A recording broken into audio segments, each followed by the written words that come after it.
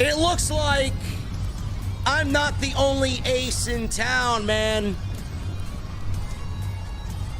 We gotta give ace status to my man Gunther. The greatest Intercontinental Champion of all time. He proved that tonight as he breaks the Honky Tonk Man's all-time record, man. It couldn't have gone to a better man. Now the question is, what do we do with the Intercontinental title? What do we do with Gunther? I'm going to talk about it tonight. Also, is WWE letting you know that Cody Rhodes is going to SmackDown? I don't know, man. We asked, we pondered, how is WWE going to get Cody over to SmackDown if he's the chosen one to take on Roman Reigns at WrestleMania? Problem solved. They just traded for Jey Uso. Someone's got to go over to SmackDown in return.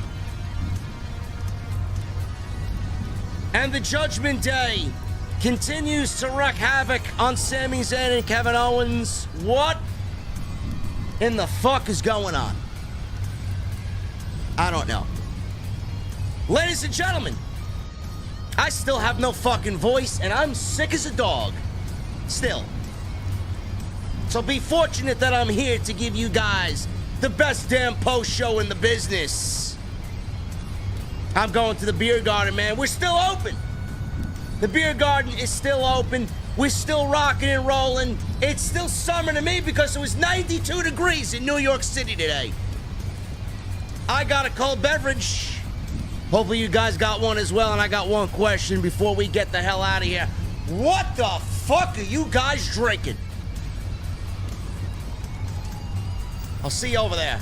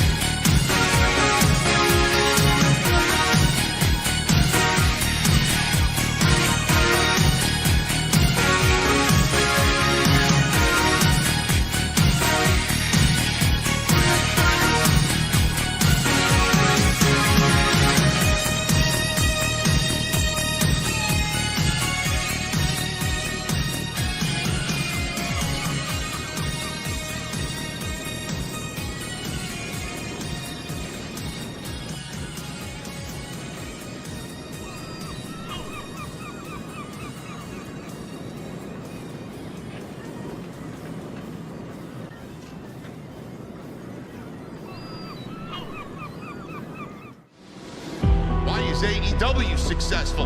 Why is Tony Khan running his promotion better than Vince McMahon and Bruce Pritchard are running Monday night and Friday night? Long-term booking.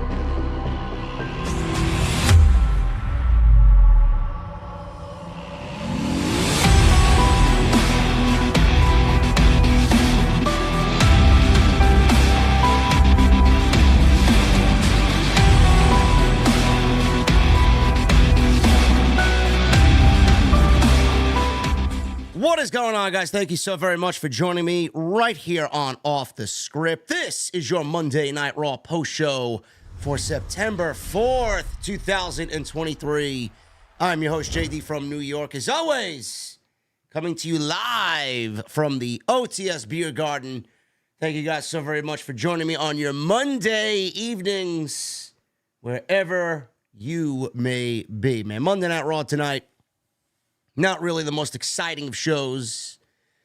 Simply built around Gunther and Chad Gable and breaking the record. Could Gunther do it?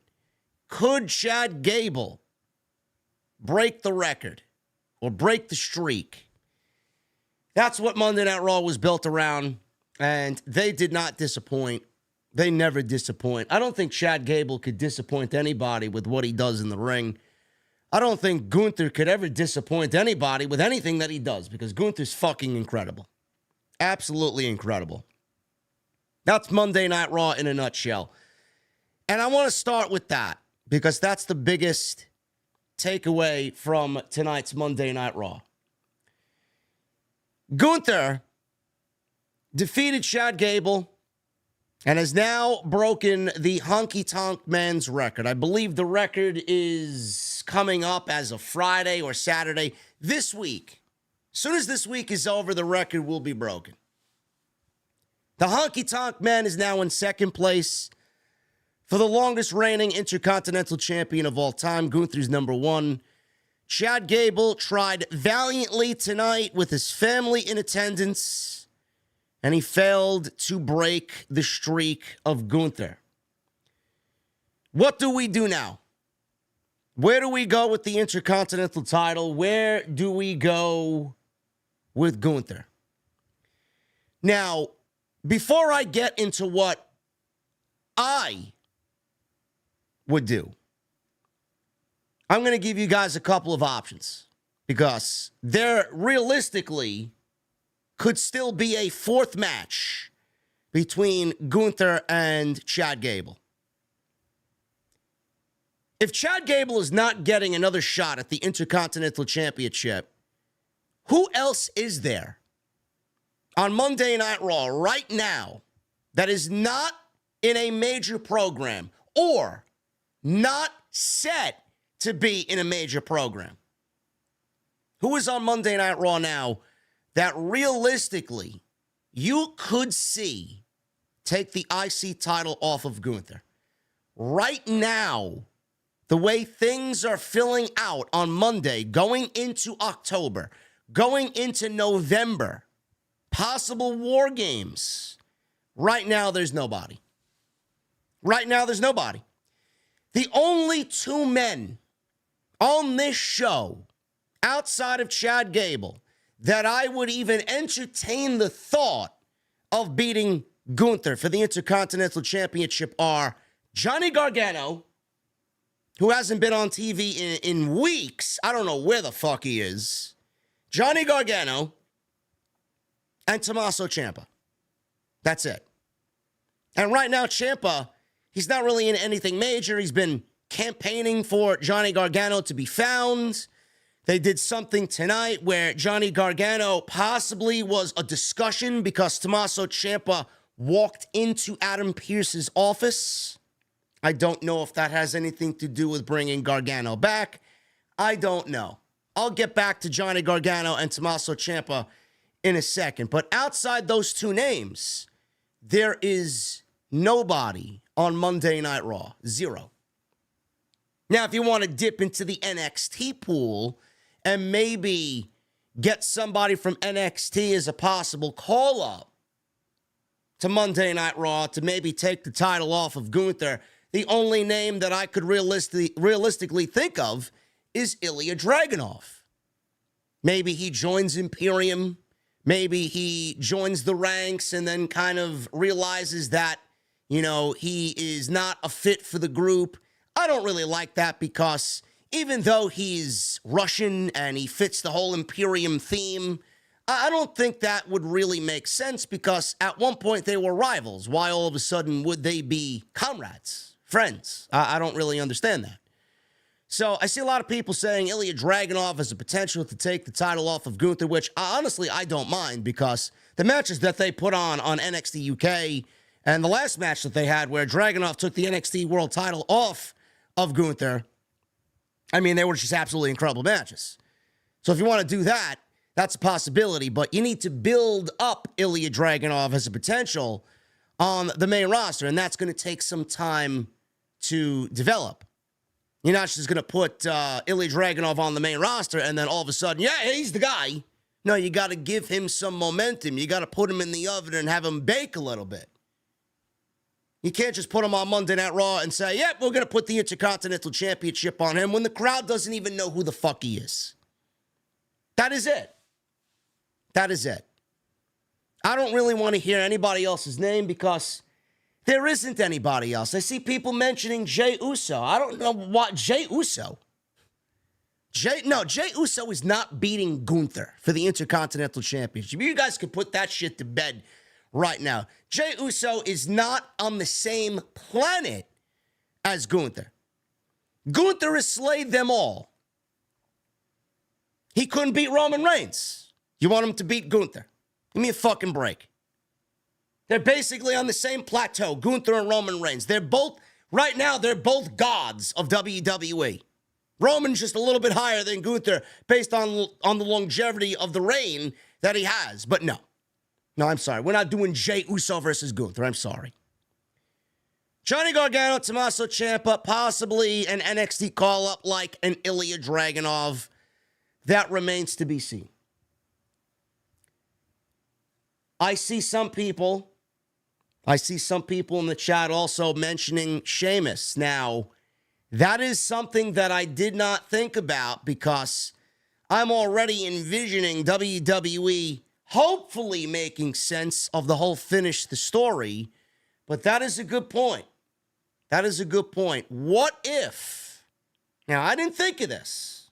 I don't have everything, all the time. But thank you to my fucking VIPs in the chat. What if WWE trades Jey Uso to Raw, right? And actually, no, that can't happen. Never mind. Sheamus coming over from SmackDown via trade. Somebody's got to go to SmackDown, not the other way around. Never mind. Sheamus, listen, man, I'm still on the Sheamus thing. Sheamus is always a great possibility, but I see some people mentioning Sheamus. That's not going to happen because there's already a trade happening, and that's Jey Uso moving to Raw and somebody now from Raw moving to SmackDown. So Sheamus is not the option. No, thank you. Sheamus is not coming over. My point stands. Gargano, Ciampa, or Ilya Dragunov, or someone of that nature coming up from NXT. That's it. We've been through them all. Ricochet, we've gone through Ali. There are people on the roster that you don't really see or hear about. You don't even know if they're employed anymore. Apollo Crews. There's nobody on that roster. There's nobody on that roster. Now, what I would do is if Chad Gable is not getting a fourth match, if he gets a fourth match, Gunther's losing the championship. There's no fucking way Gunther's beating this man 4 times in a row. Now, that remains to be seen. We don't know where they are going with this. They're going to need something for Fastlane. They're going to need some type of investment for Fastlane. We could absolutely get Gunther versus Chad Gable for a 4th time at Fastlane because they went out there and gave us what did they give us tonight? 12, 13 minutes with 2 very quick commercial breaks in between those 13 minutes, which you want to know why people complain about the match being on free television. This is why. This is why people wanted it on the PLE. If we get a 4th match, those guys have so much more to give instead of going 13 minutes. I mean, you're just waiting for them to break out 20, 25 minutes, maybe a submission match, maybe an Iron Man match, something along the way. They could squeeze something like that in if they want to make sense of getting a 4th match out of Chad Gable and Gunther. But that remains to be seen. So I'm not thinking about that right now because that should be the furthest thing from people's minds. Chad Gable lost clean tonight. There was no Vinci and there was no Kaiser. So why would you sit there thinking that Gunther is going to give Chad Gable another championship match when he's already proven his point? Chad Gable doesn't deserve another title match. He lost clean in the middle of that ring tonight. His end came at the hands of Gunther tonight. So if we don't get a 4th match, this is what we're doing, and this is what WWE should really seriously consider. Because you want WrestleMania moments. This company's about moments. This company is about making legends, right? You're looking at one right now in Gunther. I don't give a shit what anybody says. This is exactly what needs to happen, and I'm going to say this once, and I'm going to say this only one time. WWE, if they don't get a fourth match out of Chad Gable and Gunther, Chad Gable needs to do something because he's already been elevated. Hopefully they move him slowly up the ladder. As far as Gunther's concerned, Gunther now should be aiming to win the Royal Rumble as the Intercontinental Champion. I would have Gunther win the Royal Rumble as Intercontinental Champion, challenge Seth Rollins for the World Heavyweight Championship at WrestleMania, main event, night one of WrestleMania as the Intercontinental Champion against the World Heavyweight Champion Seth Rollins, and win the World Heavyweight Championship while holding the Intercontinental Championship and the World Heavyweight Championship simultaneously at the end of night one of WrestleMania. Then on Monday, give up the Intercontinental Championship and hold a tournament to crown a new champion. As far as I'm concerned, Gunther should not be beaten as the Intercontinental Champion, and he should go on and have the longest reign ever and never lose the championship. There's nobody else that's good enough to beat him, so why are we going to manufacture somebody that's going to be less than believable? You might as well just go all the way with it. That's what I would do. You want to make a WrestleMania moment? You want to make a fucking icon? You want to make a legend? That's exactly what you do. Gunther, Rollins, Gunther the new world champion. You close night one of WrestleMania with him holding both championships at the end of the night. Simple. Absolutely. I'm not doing anything but that. Oh, but JD, what about Cody Rhodes winning the Royal Rumble? No, that's why we have the Elimination Chamber in February. Cody Rhodes doesn't need to win a predictable second year in a row as Royal Rumble winner. Nobody wants to see that. What are you going to do? Cody Rhodes is going to the Royal Rumble. He's going to win the Royal Rumble, challenge Roman Reigns. Nobody wants to see that. That's way too predictable. Nobody wants to watch a Royal Rumble and have the winner already predetermined 3 months out. Give me a break. So that's exactly what I would do with Gunther and the Intercontinental Championship. Other than that, great match tonight. Absolutely fantastic match with Chad Gable. I could watch them wrestle all night long. But Chad Gable fell to the mighty Gunther on Monday Night Raw. Cody Rhodes. He was not on the show. We were spared woes tonight. He will be back on Raw next week because it's Monday Night Football and WWE is going to throw everything they got at Raw, even though they will get demolished in the ratings. He will be on Raw next week. And Adam Pearce tonight, after the announcement on Saturday night at Payback, Cody Rhodes was on the Grayson Waller effect. And he said he used his political pull, whatever political pull he had, to manufacture Jey Uso being signed to Monday Night Raw. He came over from SmackDown, and he's on Monday Night Raw as a full-time roster member. Tonight, Adam Pearce told Jey Uso, listen, I know you got a lot of enemies around here. Nobody trusts you being here after what happened with the bloodline. But I'm telling you this right now. You being here means that somebody from this roster is going to be moved over to SmackDown via a trade, and it's not going to make people happy. Now, that last line is what people should really focus on. It's not going to make people happy. I don't know what that means, but it sounds like it's a big deal to me. Sounds like a major deal. It's not going to make people happy.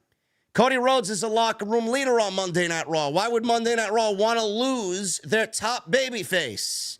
That's number one. So it's not going to make those people happy.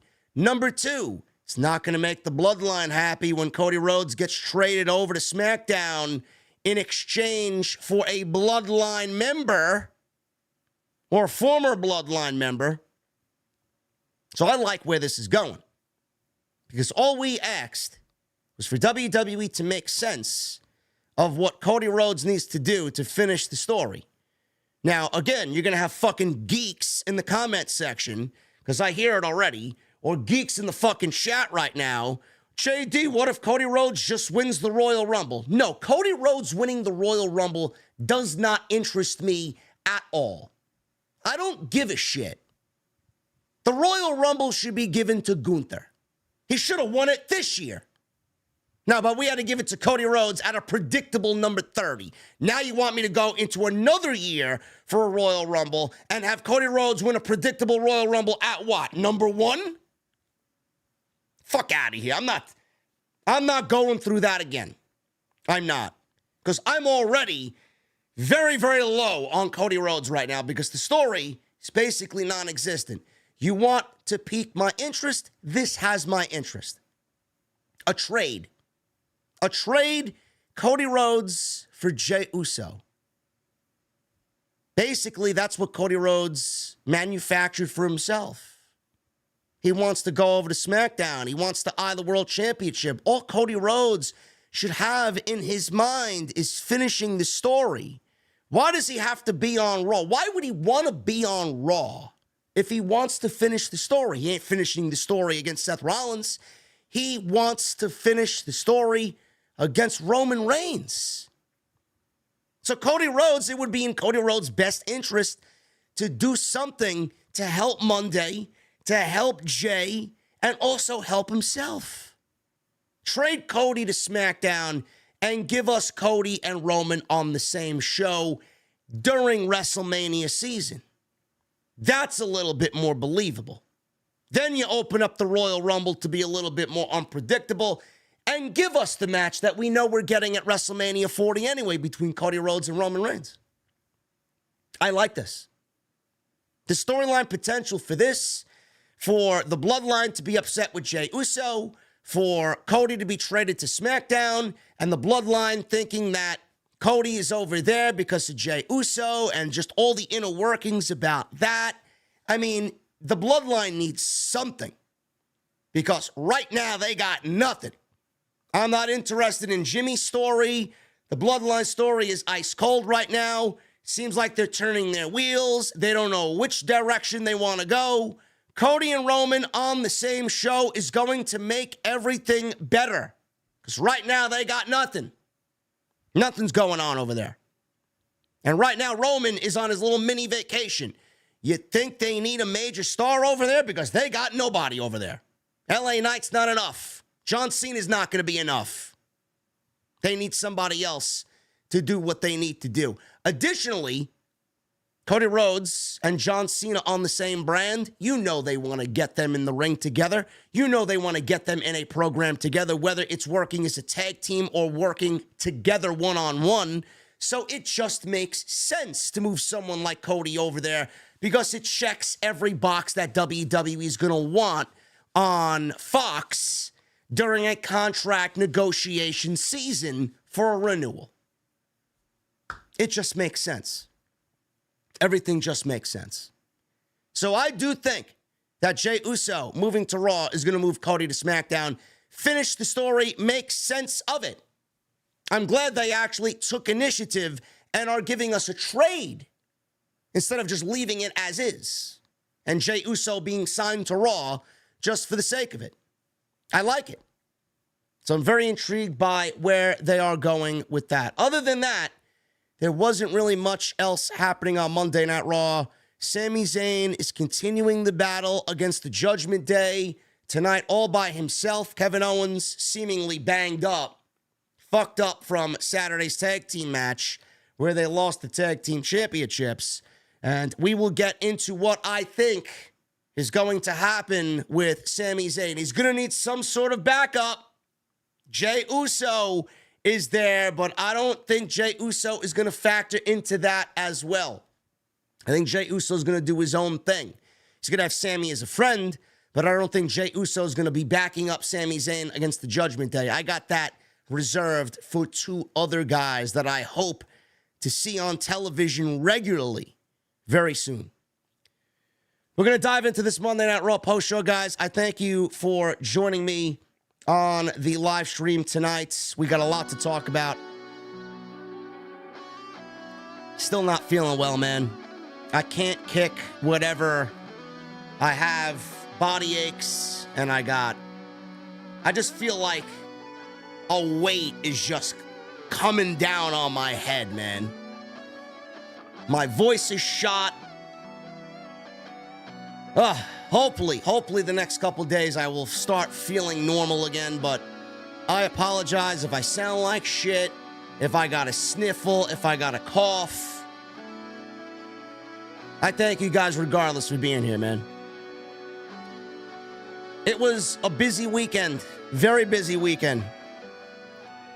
We were live 3 different times on Saturday. 3 different times. Once for SmackDown, once for the CM Punk being fired by AEW stream, and then Payback.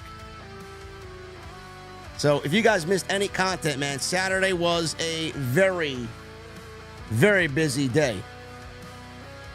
Go check out all that stuff, man. Tomorrow night, Andrew Baydala and myself will be rocking and rolling, talking about the Punk drama on TNT, episode number 12. It's going to be a banger, man. I know he's got a lot to say on that situation, and he's holding nothing back. Nothing back, man. Follow me on social media at JDfromNY206, Twitter, Instagram, TikTok, and Cameo. Make sure you guys follow me on social media at JDfromNY206, Twitter, Instagram, TikTok, Cameo. Hit that subscribe button down below. Turn on the bell for notifications.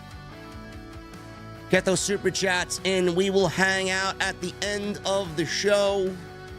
As always, for what I call last call here in the OTS Beer Garden. This is one of the last times you'll be seeing the Beer Garden for the season, man. We'll be going right back into the original OTS venue, and we'll be shifting the scenery to my mother's basement very, very soon, man. Also, make sure you guys hit that join button, become a channel member right here on OTS. Some great perks when you sign up. Those custom emotes, custom badges, early content when it is available. So hit that join button. And tonight's show is sponsored by my great friends over at Blue Chew. BlueChew.com, code JD at checkout. Make sure you guys sign up. Get your free sample. All you have to do is pay the $5. Shipping and handling. That's BlueChew.com, code JD. I want to thank them as always for being a great friend and a great sponsor right here on OTS.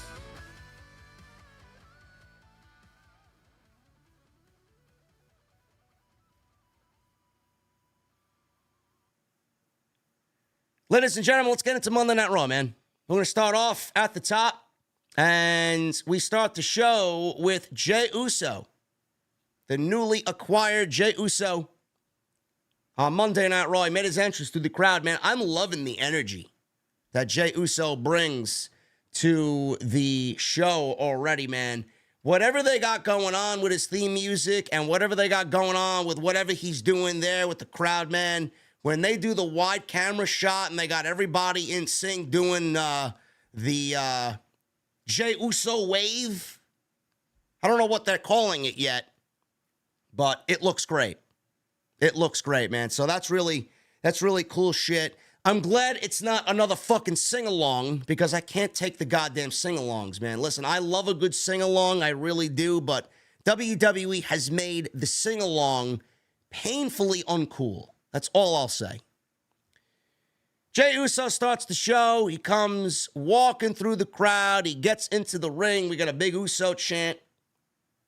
Jey thanked everybody on Monday Night Raw. He says he's been gone only a few weeks, but he missed them, and it felt a lot longer than it did. He said he reached a breaking point, fighting his family week by week. He said out of the blue, Cody called him, and now he's on Raw, and Uso is in your city. Sami Zayn came out. And we know the history between Sami Zayn and Jey Uso. I appreciate the fact that they are already acknowledging this with Jey Uso being a new Raw roster member. He entered the ring and said, "It's crazy to see Jey Uso standing there." He says it's true that there are a lot of people in the back who are not happy that he's here. Sounds like CM Punk. Sounds like something that CM Punk would be going through if he was a WWE employee. Sami said whatever problems those in the back have, that's not his focus. He said he wanted to look him straight in the eye and said he is happy he is here on Raw. He said he is proud that Jey broke free and he knows how hard it was for him to do that. "You truly are main event Jey Uso." He said there's a history between them and he doesn't expect them to be best friends, but he is proud of him. He offered a handshake. Jey puts his hands behind his back. Sami dropped his hand, thinking that he wasn't going to get a handshake in return. "It's fine. Whenever you're ready, I'm here to talk," said Sami Zayn. Sami turned to leave the ring. Jey says, "Sami, hold on. Wait a minute."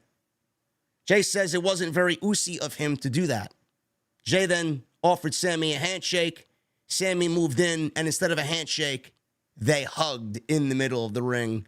Obviously, that is very Usy. Cole said that it had to feel good for Sami and Jey Uso to finally embrace and come together after everything that they've been through. So Jey walks up the aisleway out of the ring, and Sami, he's kind of in the area. Jey's walking up the aisleway, and as the first match is about to begin, Drew McIntyre walks down the aisle. And we know Drew McIntyre's history with the Bloodline. Clash at the Castle, McIntyre reigns, Solo fucked him out of a championship in front of 66,000 people. Drew McIntyre's not going to forget that.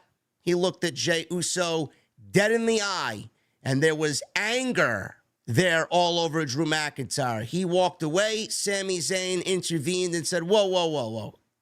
Let's try and give him a chance. Drew McIntyre walks down the aisle. Matt Riddle comes out next because Matt Riddle's teaming with Drew McIntyre against the Viking Raiders. Matt Riddle looks at Jey Uso. And Matt Riddle's got a problem with the Bloodline as well because the Bloodline put Riddle and Randy Orton out of action. So Matt Riddle clearly has a problem, and he looked at Jey Uso very angry, and then he walks to the ring to get ready for his tag team match with Drew McIntyre. So I like the fact, this was a great segment. I like the fact that Jey Uso already on Monday Night Raw is starting out being the outcast because of his past mistakes. And Sami Zayn, everybody loves Sami Zayn. Everybody knows exactly what Sami Zayn went through. So the story here on Monday Night Raw is Jey Uso now trying to find acceptance with the Monday Night Raw roster due to his past mistakes and upsetting everybody else over the last 3 years. And Sami Zayn is going to be the mediator here. I don't know.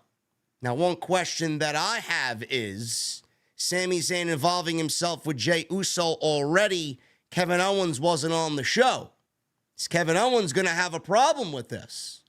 Is this going to lead to a breakup between Sami Zayn and Kevin Owens now that Sami Zayn is trying to help Jey Uso get acclimated? Because we all know how Kevin Owens feels about that. He left it for Sami Zayn to deal with. How much patience is Kevin Owens going to have when he finds out Sami Zayn is trying to get Jey Uso acclimated with the rest of the roster on Monday Night Raw? They lost the tag team championships. Does anybody see them winning those tag team championships back anytime soon? I don't know. This may be WWE's way of splitting Sami Zayn and Kevin Owens potentially. That's also a question. Now, that may not happen, but it is a talking point that needs to be discussed. So there is a lot of different avenues WWE can take here with Sami Zayn and Jey Uso, especially with Jey Uso trying to find acceptance coming to Monday Night Raw, having all of these enemies already. I thought this was a great segment. So we will see how this transpires. And this is exactly the type of story Monday Night Raw needs, because right now they got nothing. They got nothing. The Judgment Day story has run its course. I mean, they got all the championships. I'm not really excited about where the fuck they're going with that. I mean, it's the same matches every single week. Seth Rollins at the top of the card doesn't feel like a top guy based on what WWE's doing to find him challengers. Nakamura is not doing it for me. I don't really care. WWE needs to find some solid challengers for Seth Rollins. Nakamura is not it. He's not it. So right now, WWE's got a potential major storyline here with Jey Uso. So I'm very interested to see where it goes on Monday night.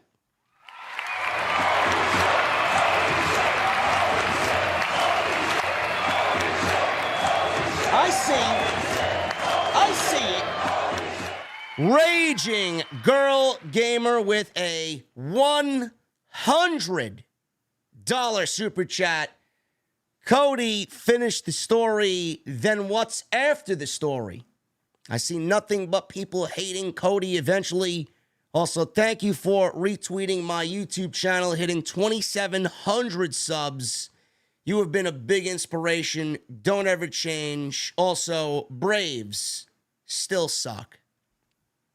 Rage, I'm going to have to, I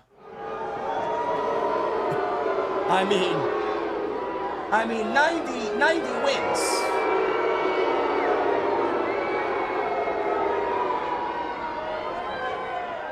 Rage, we got the first team to 90 wins, and we house the NL MVP. We may actually have the NL Cy Young as well. So exactly where do the Atlanta Braves suck? Huh? I'm gonna have to get you out of here. Listen, I'm gonna have to get Otis and the security here in the venue to get you out of here. I don't give a shit what you donate. Now, congratulations on 2,700 subs, though. We love you. So I like this segment. I thought this was very good. And we move on to the tag team match.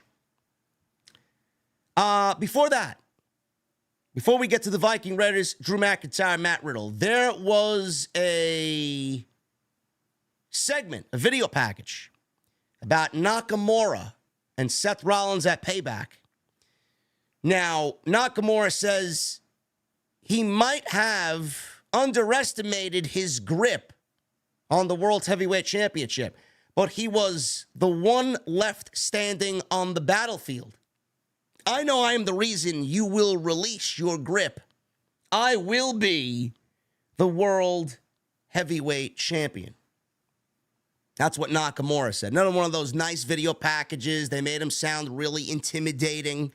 So good stuff there. The presentation for Nakamura has been spot on, okay? Then we go backstage to Ricochet and Adam Pearce. They were talking, and Ricochet apparently wants an opportunity to redeem himself because he lost to Logan Paul at SummerSlam. Seth Rollins showed up. Pearce asked, whoa, what are you doing here? You're not medically cleared. So Seth said he's the champion, and this is where he was ordered to be. Pearce says he knows he doesn't like it, but medical ordered him not to be here tonight. Seth said he's fine. If I can walk, I can fight. Ricochet then gets involved and says that he respects him for being there after what Nakamura did to him after their match at Payback. Ricochet says he doesn't have to carry the whole show by himself, though. Seth insisted that he was fine. So WWE looks like they're continuing the Ricochet and Nakamura, or the Seth Rollins, rather, and Nakamura story, but with Ricochet involved. Now, I'd much rather see Ricochet and Seth Rollins for the World Heavyweight Championship than another match with Rollins and Nakamura. But it looks like they may be setting up Ricochet and Seth Rollins at some point after Ricochet, figures out what he needs to do here, and after what Rollins figures out how to finish off Nakamura. So we may be going from Rollins Nakamura to Rollins Ricochet. I would like that. Now, I don't know when that's going to happen, but that definitely has me intrigued as well. I think that would be a fun match at the top of the card for the World Heavyweight Championship. Much more interesting than Rollins and Nakamura. That's just my opinion. So we go to the tag team match. Viking Raiders, Drew McIntyre, Matt Riddle. This was a tornado tag team match. This is stemming from something that happened last week where the New Day got fucked over because Drew McIntyre inadvertently threw a chair at Xavier Woods, costing the New Day a match against the Viking Raiders. So they're clearly teasing a McIntyre heel turn. And I kind of figured that several weeks ago when he was teaming with Matt Riddle and he was acting a little too babyface-ish. And I thought it was just not very Drew McIntyre-like. Now we start to see what's going on here, and he's just slowly becoming agitated, and he's making these mistakes, and he doesn't really seem all that remorseful, Drew McIntyre. And I quite like it because I think this is the change that he absolutely needs. I mean, a babyface Drew McIntyre has done it all on Monday night. We don't need to see that anymore. What else is there for him to do? I think a heel turn would give Monday Night Raw exactly what it needs. A dominating presence at the top and somebody that could easily go after a Cody or a Seth Rollins. And I think that's the right move for him to make. The Viking Raiders were in control, and there were tables involved. This was a Texas Tornado match, so anything goes. So we got a commercial break, and back from commercial break, the Vikings here avoided a superplex attempt by dragging the table that was set up by McRiddle here away from McIntyre. That's not really their name. That's what I'm calling them, McRiddle. So he quickly regained control and tried to finish Ivar with a Claymore kick, did McIntyre, but Eric dragged Ivar out of the ring. So both of the Raiders jumped McIntyre outside, but McIntyre easily regained control here and threw Ivar over the announce table as Eric was given an overhead belly-to-belly suplex. Eric came back and splashed McIntyre as they attempted to drive McIntyre through the table, but Riddle re-entered and made the save. Riddle set up Eric on the table, went to the top rope, but Valhalla distracted Riddle long enough for the Viking Raiders to recover. Kofi Kingston comes out and interjects himself in this thing, trying to help Matt Riddle and Drew McIntyre, and it completely backfires. Kofi Kingston came out for the save and accidentally laid out Riddle with a Trouble in Paradise. So he messed up. Then they pinned Riddle after they delivered a Ragnarok through the table on Matt Riddle. 1, 2, 3, and the Viking Raiders get the victory. McIntyre was not happy about this loss at all, and he stared a hole into Kofi Kingston after the match was over. Another thing I'm very intrigued by here, how they are slowly changing Drew McIntyre from the light to the dark. He's joining the dark side soon. I like it. This is a move that desperately needs to be made. Some nice, slow, long-term booking for Drew McIntyre. This is the most interested I've been in Drew McIntyre in several months. There's nothing for him to do. He got the match with Sheamus. He got the match with Gunther. And nothing since then has gone right for Drew McIntyre. He just seems like a boring, plain, vanilla babyface on WWE programming. A change to the dark side will do him wonders. I'm telling you right now, and that's exactly where they're going. Seth Rollins, he comes out, and he's about to address the crowd and Shinsuke Nakamura. He talked about beating Nakamura at Payback, and he laughed as he celebrated his victory. He said, there's one thing that hasn't been sitting right with him the last 2 days. He said he won, but Nakamura was able to walk out of the building while he was pushed out of the arena by his wife. He said he wanted to right some wrongs, and he called Nakamura to the ring. I'm going to make your dreams come true, he said. Nakamura's music played, and he comes on out. Seth told him to come to the ring. Nakamura did not come to the ring. Seth told him he wants to get him in the ring again, so he will give him another title match tonight. Nakamura starts speaking in Japanese, and he got the, "What? What?" from the crowd, per usual. Seth said he assumed he just accepted the title match, so come to the ring. Seth clearly doesn't speak Japanese because Nakamura said no. This is where I was visibly confused. So, let me get this straight. This is what I don't understand. Unless I'm reading it wrong, which I don't think I am, which I'll get to in a second. This is why I'm visibly confused. Nakamura main events Payback against Seth Rollins for the WWE World Heavyweight Championship. They go 26 minutes or so in the main event on Saturday. Nakamura loses clean. And we come to Monday Night Raw, and the champion wants to give the challenger that he just beat clean on Saturday a rematch for the World Heavyweight Championship.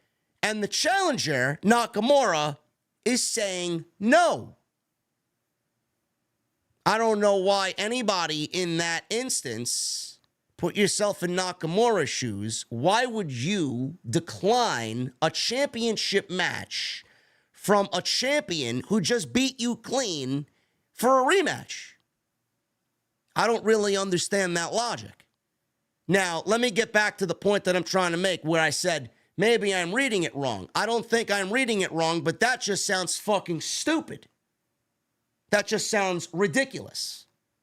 Now, maybe Nakamura is saying no because he wants to get Rollins so riled up and wants to get underneath his skin and get in his mind. Whereas before this, he already had gotten in Rollins' mind because he knows what Rollins' weakness is. Now he wants to double down on that and get him more riled up and make him more weak. Maybe Nakamura right now is playing nothing but mind games by saying no. I could be wrong, I could be right, but still, at the end of the day, if you lost a match on Saturday and the champion comes back on Monday and offers you a rematch and you say no, don't you think that sounds fucking stupid? Because it sounds fucking stupid to me. I don't know. Everybody was confused. Seth was confused. The crowd was confused. Seth said, well, I'm clocked in, so whether Nakamura likes it or not, I'm going to get a fight. So Rollins charged at Nakamura. They brawled in the entrance area. Security separated them, and Ricochet comes out to help. And Nakamura kicks Seth from behind as Adam Pearce and everybody else is trying to separate these two in the aisleway. Adam Pearce then yells at Seth backstage. He yelled that he's trying to help him help himself and not let him run himself into the ground. Seth said that doesn't work for him at all and walked away. I don't know what they're doing here, man. I really don't know where they're going with this. On one hand, you would think Rollins is going to be the world champion going into WrestleMania season. How bad is his back fucked up? That's the question. Is his back going to be okay and in one piece to get him through Fastlane, Survivor Series, Royal Rumble, Elimination Chamber, and then WrestleMania? I mean, we are how many months out? 8 months out from WrestleMania? Is he going to be okay to make it through the next 8 months? Or is WWE prepping a storyline where Rollins is going to try and do too much and Rollins is going to end up beating himself because he doesn't know when to quit? But is Nakamura the guy? I don't know. This is a very interesting situation. On one hand, I want to see Rollins and Gunther at WrestleMania because I think Gunther should be the one to end Rollins if Rollins is going to go away for a little bit. That just sounds like a very poetic way to end it. On the other hand, do we really want to see Shinsuke Nakamura as the World Heavyweight Champion when we all know that he's nothing more than a transitional champion at that point? I don't know. It's going to be a very interesting top of the card going into the fall for WWE, man. I got more questions than I got answers. But Rollins right now looks like he may be beating himself by trying to do too much. Shinsuke Nakamura, Ricochet. We got a match between these two, went 10 minutes. This is not the first time we've seen these two in the ring. And I didn't really care about it because how many times before have we seen this? Just another rematch on Monday Night Raw. Ricochet beats Nakamura by DQ because of Seth Rollins. He's trying to do too much. So Nakamura was in control. He did a suplex off the turnbuckle to Ricochet. Ricochet gained control after a commercial break. And he hit a standing shooting star press. He goes to the top for a 450. But Nakamura dodged and moved out of the way. Ricochet then hits a recoil for a 1-2 kick out. Nakamura cut Ricochet off with a knee, but Ricochet cut Nakamura off pretty quickly and hit a running senton off the apron to the floor. Nakamura dodged it. They fought near the barricade where Nakamura hit Ricochet with a steel chair and got disqualified. After the match, Nakamura wrapped the steel chair around Ricochet's neck, but Rollins ran in for the save, throwing out security who attempted to stop him in the ring. Rollins then launched out of the ring with a big tope, knocking Nakamura down. Nakamura quickly recovered and drove Rollins back first into the steel steps, with Ricochet using a chair to drive Nakamura away from Rollins. That was basically it. Now, Judgment Day, we're watching this from the back. And this is where the wild card comes into play. I don't know, like I said before, I don't know what they're doing with Rollins and Ricochet and Rollins and Nakamura. And I don't know how badly Rollins' back is fucked up. I don't know. I don't know. But I said this on Saturday. I'm going to reiterate it again for you guys here tonight. I don't feel like Rollins is having a good go as the World Heavyweight Champion. He started off as somebody that I felt deserved the World Championship. He did more to help others around him than WWE did to help him. They put him in that match at the pay-per-view in Saudi earlier in the year against AJ Styles. He won the tournament. He won the World Championship. That was great. I don't think there was anybody better for the role then than Seth Rollins. But in typical Seth Rollins fashion, I don't know what it is. I don't know if it's him. It can't be him and his in-ring ability, because Rollins is a fantastic pro wrestler. I'm not taking that away from him. But it's definitely the way he's presented on TV. It's his character work that really kind of falls flat. It starts off up here, and then it slowly just decreases week after week after week after week. I don't really look at Rollins the same anymore, man. It's like that new car smell that goes away very quickly. And it's just like everything else. I don't know how else to describe it. Maybe I'm just overthinking it. I don't know if you guys feel the same way. Rollins, to me, does not feel like the world champion we need anymore. And with the injury and the looming back problems that they're teasing, I mean, is it time to take the championship off of him? Does it go to Nakamura, or does Damian Priest cash in the briefcase and win the World Heavyweight Championship, giving Judgment Day legitimately every fucking championship in the WWE outside the Intercontinental and United States Championships? I don't think people would mind that. I don't think people would mind that. Maybe they're setting up Damian Priest to cash in. Maybe. I have no idea. Looks like Judgment Day's back on the same page. They should be. They won the tag team titles. McDonagh is proving them right. He's helping them. They're stronger than ever. So why would Damian Priest cash in and have anybody get jealous of him? I mean, they own every belt on Raw outside the IC title at that point. Is that where they're going with this? I don't know.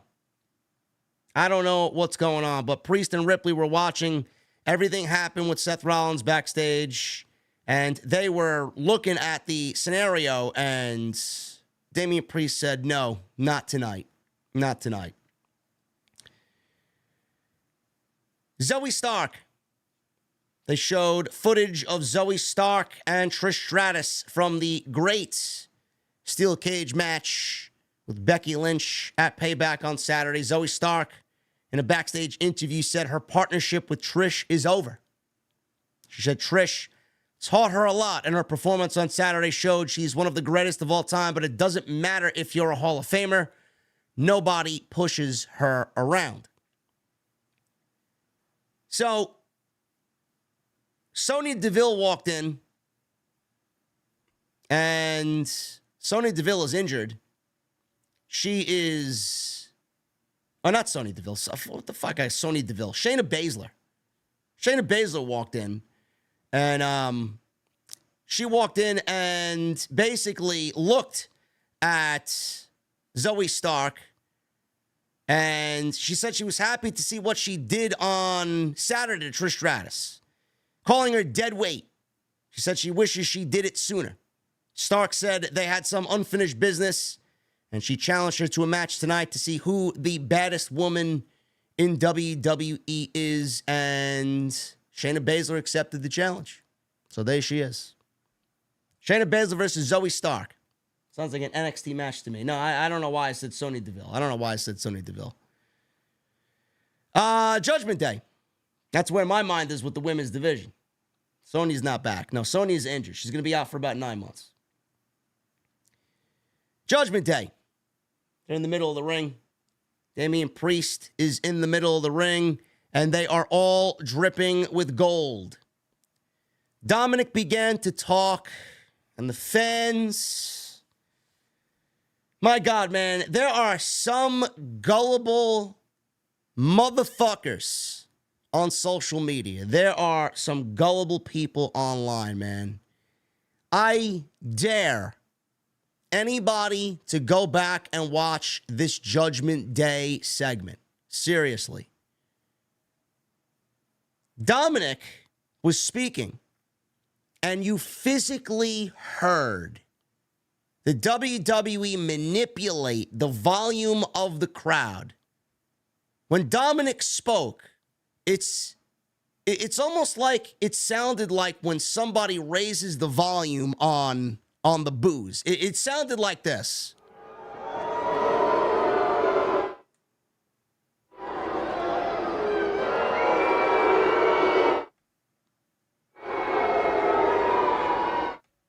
That's exactly what it sounded like.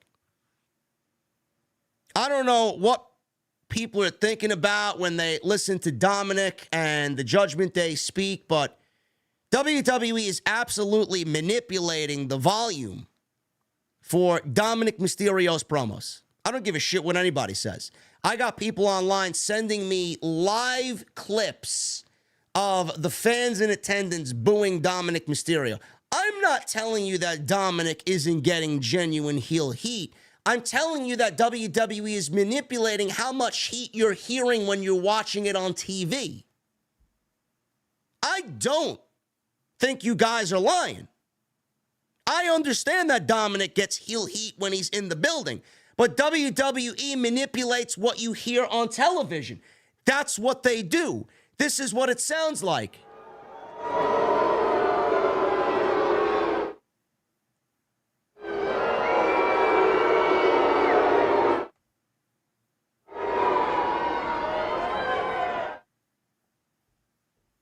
Somebody sounds like they're raising the volume and quickly shutting it off. Raising it and quickly shutting it off. Nobody seems to understand that. They don't think I understand what I'm watching and hearing on my own fucking television. I got a 66-inch television in my fucking living room. I'm watching this with surround sound on every fucking week. You don't think I see and hear what the fuck is going on? It's lame. It's fucking lame. You don't see AEW manipulating crowd reactions for Don Callis and Konosuke Takeshita when they come on out, right? Give me a fucking break. They don't do any manipulating with the audience for their biggest heels. MJF never needed manipulation for his heel work. Why do they got to do it for Dominic Mysterio? Because it's not cool unless it's fucking on decibel 11. It's fucking lame. It's ridiculous. So they're out there dripping in gold. Balor congratulated Dom on his one-year anniversary since joining the Judgment Day. He thanked Rhea Ripley for being a great voice of reason in the Judgment Day. He turned to Priest and said, despite their differences in recent weeks, they're standing there as tag team champions. Balor then thanked J.D. McDonagh for always having his back the last 20 years. Priest rolled his eyes at that. Balor said he wanted to congratulate himself for his latest milestone, becoming a Grand Slam champion. Ripley then takes the microphone and said how they're all family and all are having huge success. She said something is bothering her, though. She said everyone is talking about Jey coming to Raw and how it'll affect the bloodline. She said the Judgment Day has risen to be the most dominant faction in WWE. As Priest began to talk about all this gold that Judgment Day owns, J.D. McDonagh comes out and joins the Judgment Day. Priest said a small part of him was starting to like him. He says what he has to say better be good. McDonagh says he took a bullet for them at Payback, so they should at least let him explain why he's out there. McDonagh entered the ring and said that Judgment Day needs to make big changes. He told Priest that the briefcase has to go. Now, J.D. McDonagh said in the past that the briefcase was driving a split between him and Finn Balor. The briefcase needs to go. He says they have all the gold, so they don't need that briefcase anymore. He produced from a sack he was carrying. He had a black sack with him. He pulls a purple briefcase out of the sack that says, Senor, Money in the Bank. Priest handed over the generic green Money in the Bank briefcase he was holding in exchange for this one, and it looked like Damian Priest finally started to accept J.D. McDonagh. Sami Zayn walks out. Gentlemen and Dom, he says, you're all feeling pretty good about yourselves. He says it took all 5 of them to rob him and Kevin Owens of their tag team titles. He says they're not going to let this one slide.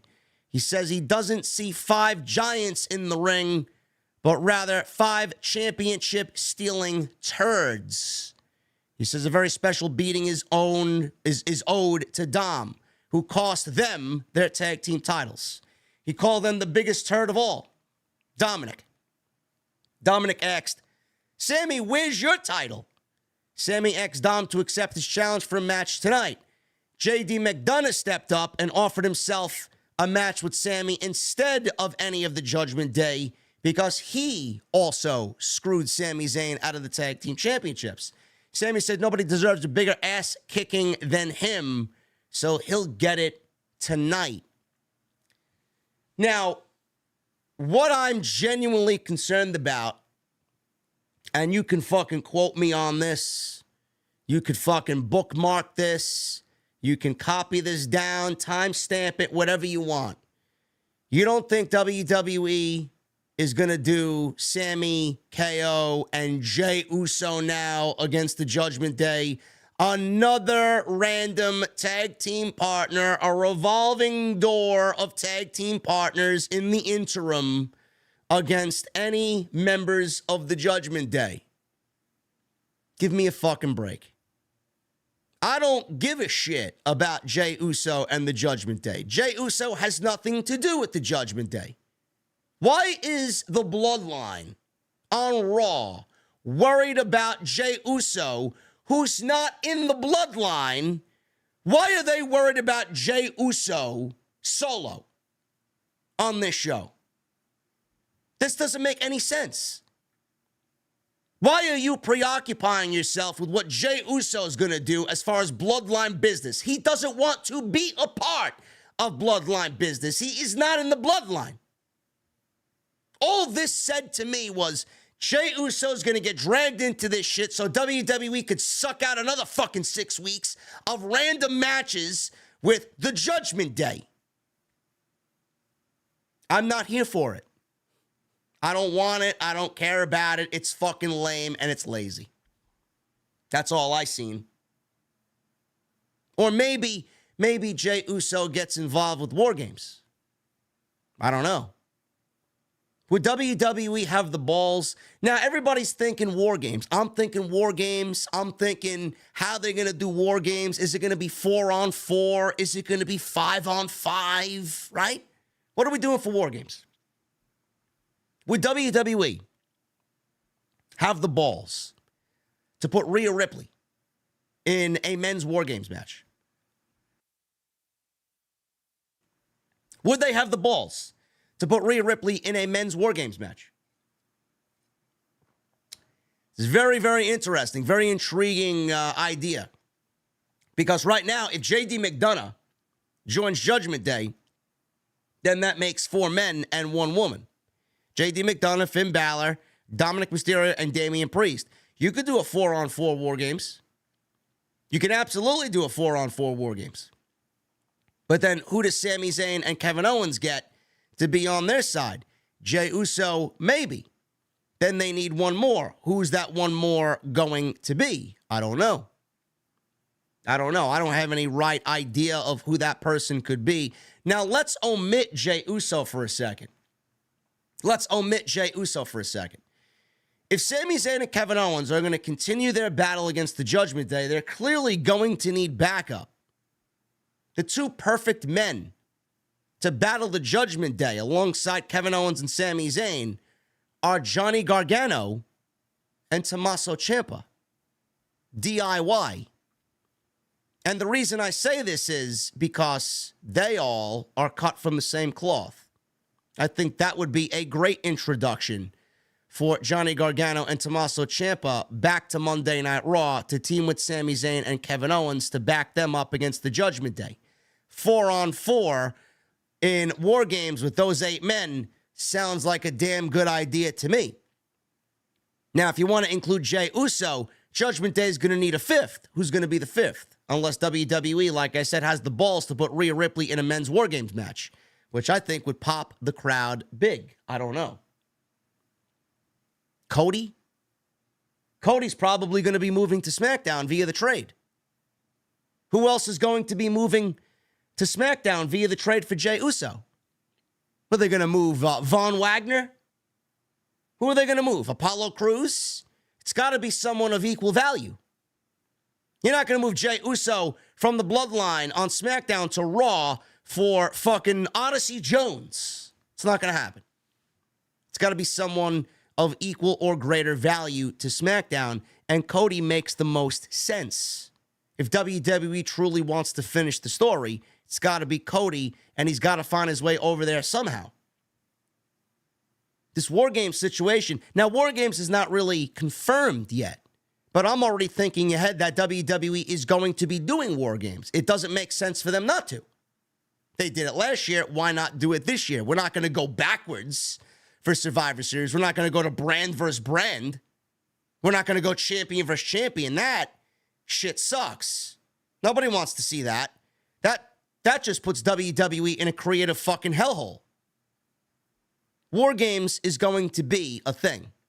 Now, maybe in a perfect world, William Regal had a non-compete for a year.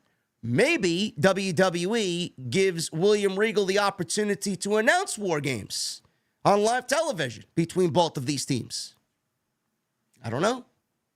There's no better person to do that than William Regal. And who should go and request that to be done? Somebody that William Regal and NXT worked with. Johnny Gargano and Tommaso Ciampa. I think that would be fucking unbelievable, to be quite honest with you. I don't know, man. I'm just thinking ahead. I'm fantasy booking here, but Kevin Owens and Sami Zayn are going to need backup against Judgment Day. Who those backup, or who that backup is, who those men are, I don't know. Tommaso Ciampa and Johnny Gargano sound like a perfect plan, if you ask me. We got Gunther standing in front of a white background, and he cut a promo in the camera, and he was speaking in German for a little bit, and he basically shit on Chad Gable. He said he thinks Chad Gable thinks he can stand in the way of his legacy, but he will not. He says his little fairy tale story is temporary. He says his legacy will be forever. He said he'll go on after tonight as the longest reigning and greatest Intercontinental champion in WWE history. Shayna Baszler made a ring entrance, and as she was doing that, we got a backstage segment with Raquel Rodriguez. She approached Adam Pearce backstage and asked if they were on the same page. He says he's working on her suggestion and trying to make it official. Rodriguez left, and Chelsea Green walked in. She complains that Adam Pearce might not have gotten her text message. She says she's a future Hall of Famer. Yeah, right. And she doesn't want to wait in line behind a Sasquatch like Raquel Rodriguez. Pearce said Piper Niven isn't medically cleared. Uh-oh. They just gave Piper Niven a free tag team championship, and she's already injured. What happened there? Green asked if Pearce is saying the women's tag team titles are cursed. They are. Pearce implied that it might be Chelsea Green and not the belts that are cursed. Pearce then revealed to Green that he booked a match between Green and Rodriguez because Raquel Rodriguez heard Chelsea Green call her a Sasquatch. She walked on in and said, okay, that's what you want to do. I'll see you in the ring later. There you go. Piper Niven, by the way, isn't medically cleared. It's not a serious injury. Sean Ross Sapp reported tonight on Fightful Select that Piper Niven is dealing with a minor illness, and she will hopefully be back in a week or two. That's it. So no reason to get concerned. No reason to drop the titles. No reason to strip her of the championship. She will be back in a week or two.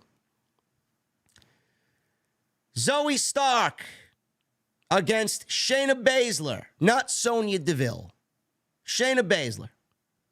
This went 9 minutes. Wasn't really all that bad at all. And Shayna Baszler actually put over Zoey Stark in this match tonight.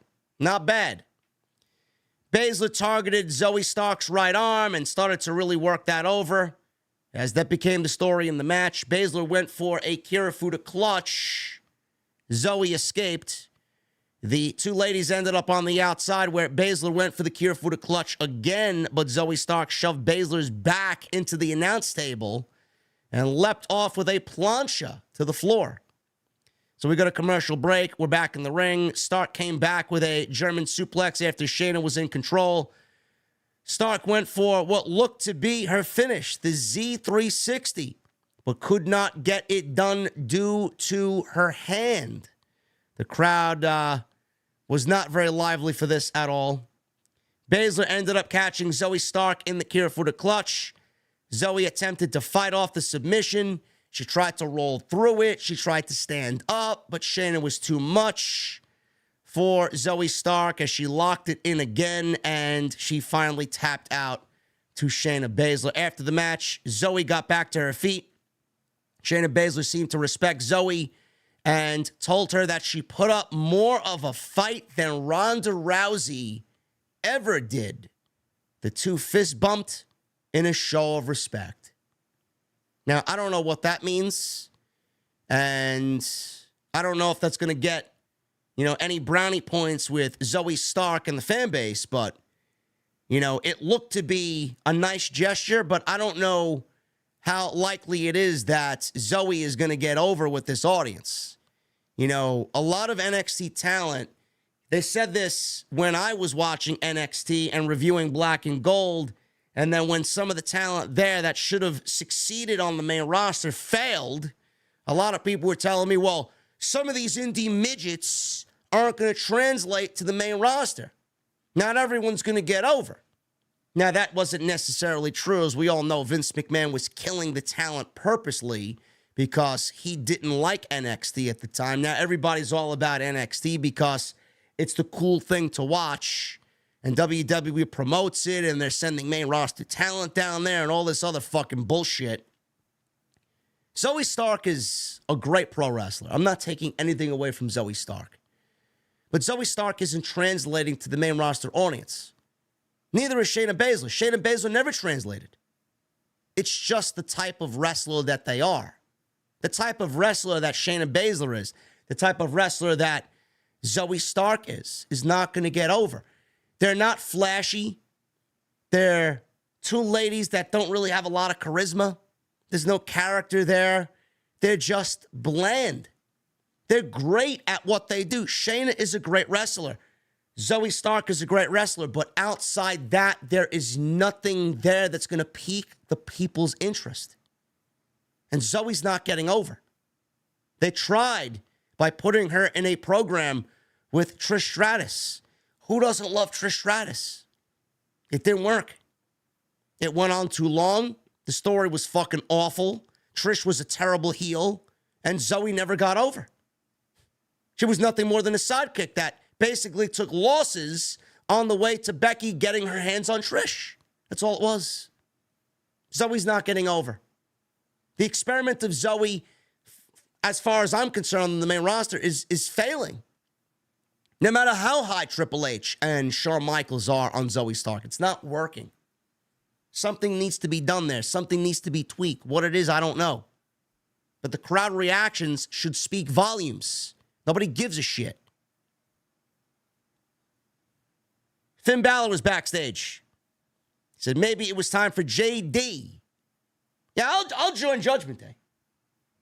I'll join Judgment Day. He says maybe it's time for JD to join the Judgment Day. JD McDonagh to join the Judgment Day, which we all know is going to happen. Damian Priest said, listen, McDonagh still has to prove himself. Balor says they might not be tag team champions, though, if it's not for JD McDonagh. Priest asked Dominic for his thoughts. Dominic basically played the role of someone who's fucking smoking a joint and drinking, a nice cold beverage, and he's laying back. Yeah, I don't give a fuck what you guys do, man. I'll go along with whatever you do. It's basically what Dominic was doing. I'll go along with whatever you guys decide to do. So he says he's okay with whatever they decide. He then looked over at Rhea Ripley and asked, Mommy, what do you think? Ripley says they should see how he does tonight against Sami Zayn. Priest and Balor left.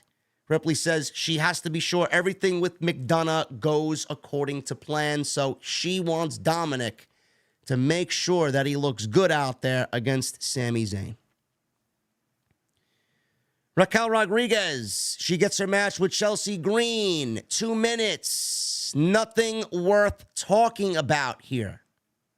The only thing worth talking about is that WWE is giving Raquel Rodriguez a rematch against Rhea Ripley next week for the World Women's Championship. And Judgment Day are banned from ringside, or Dominic is at least banned from ringside. That doesn't mean the other members of Judgment Day aren't banned. So if Dominic is banned, then that means Finn Balor can come in and interfere, or Damian Priest, or JD McDonagh can do something to help Rhea Ripley win her match against Raquel. But they're doing that match next week, and they think it's some sort of big deal against week 1 of the NFL for Monday Night Football. Nobody gives a shit about Raquel Rodriguez and Rhea Ripley. No matter what you do, nothing will sway you from watching Monday Night Football next week. This match will get lost in translation. Chad Gable, Otis, and Maxine were backstage. Gable said Gunther said a guy like him doesn't belong in the history books.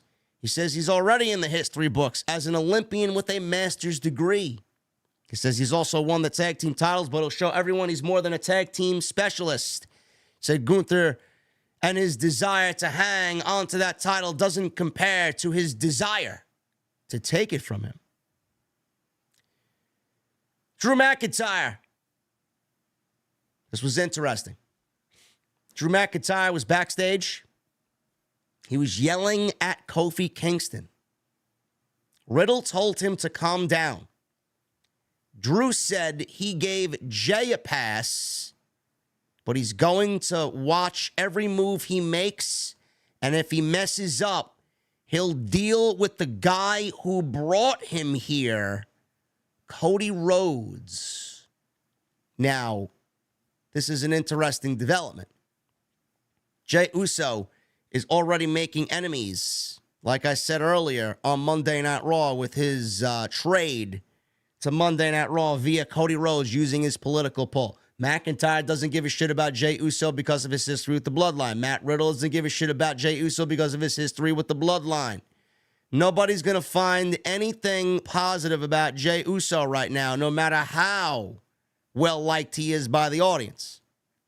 McIntyre said, if nobody's going to take care of Jey Uso, and nobody's going to watch him, I'm going to watch every move he makes, and if he messes up here, I'm going to take it out on the guy who brought him here, and that's Cody Rhodes. So they are teasing McIntyre turning heel and potentially going after Cody Rhodes. Now, we don't know if that's going to be a thing because, in my honest opinion, I genuinely believe Cody's the best fit for this trade.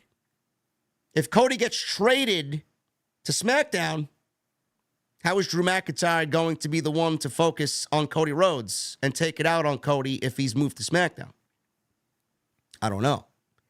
So we will see what happens there, but this is all nicely rolling along in the let's turn Drew McIntyre heel playbook.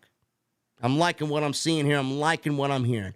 Kofi walked in and he apologized to Drew McIntyre. Drew says he's suspicious that Cody hitting Riddle was on purpose to get back at them for what happened last week when he threw the chair at Xavier Woods.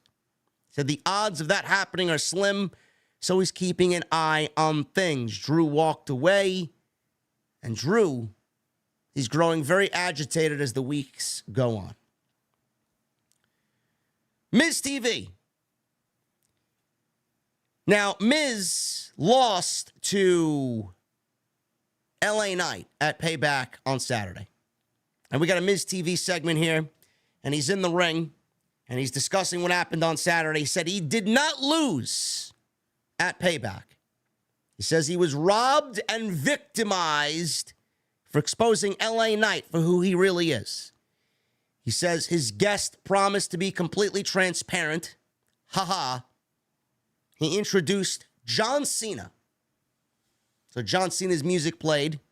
They showed the fans reacting all excited. Oh, man, we got Charlotte, North Carolina, excited about John Cena. Cena did not come out. Michael Cole says, I can't see him. No shit. Miz pretended Cena came out. And he sat in his chair with a microphone and he interviewed an empty chair. He says he messed up at Payback and he screwed him over. So he's interviewing John Cena because you can't see him. Miz says it feels weird.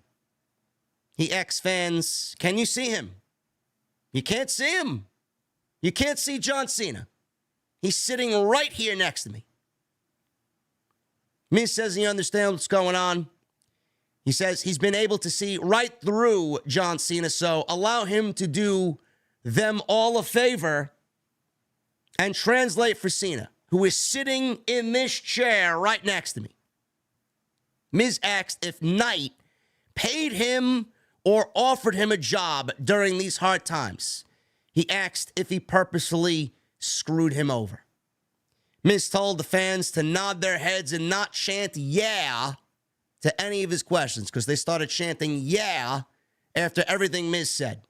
Miz asked again, and he asked the invisible Cena if he conspired with LA Knight.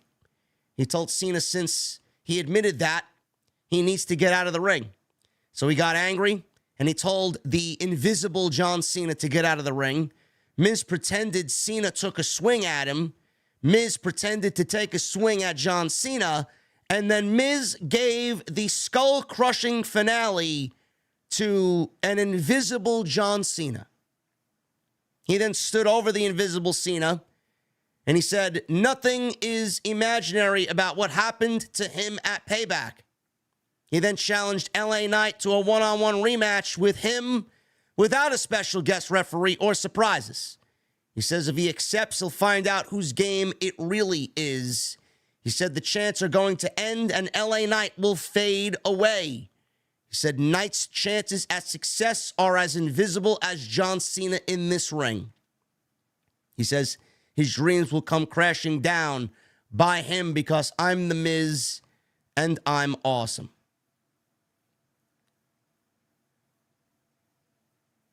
I said on social media that I was pretty much done tweeting about this show after this segment until Gunther and Chad Gable hit the ring. Now, I'm not 7 years old. I'm not a child. I found none of this humorous. I found none of this entertaining. I found none of this anywhere exciting, as the geeks on social media found this. I found this immature. I found this unfunny. I found this cringe. I found this painfully unfunny. People are ridiculously just over the moon when Miz is in the ring cutting a promo. And if you go against that on social media, there is a certain pocket of fans that don't really understand how you can criticize the Miz doing a segment like this. I did not find this funny. I mean, maybe if you're a fucking child sitting in the front row, maybe you found this funny. Oh, yeah, an invisible John Cena. Look, Ma, you can't see him. No, you want me as a grown man to find this funny and laugh like some fucking geek online. So I go online to all my fucking Twitter idiots and positively tweet, oh, look at Mizzy, skull-crushing finale on an invisible John Cena. The Miz is the GOAT. Fucking ridiculous. What are you all, children? We got Miz in the feud with LA Knight giving a skull-crushing finale to an invisible John Cena as they play up the fact that you can't see him. Wow, man. That's an Emmy fucking performance there by The Miz. An Academy Award winning fucking script on Monday Night Raw. Garbage. Don't know why we need another match. John Cena shouldn't have been the special guest referee in the first place. I said this on Saturday. This was one and done. The fuck do we need another match for? So LA Knight loses and The Miz gets his win back? He's already proved himself. We don't need to do it again. The match on Saturday wasn't even that good.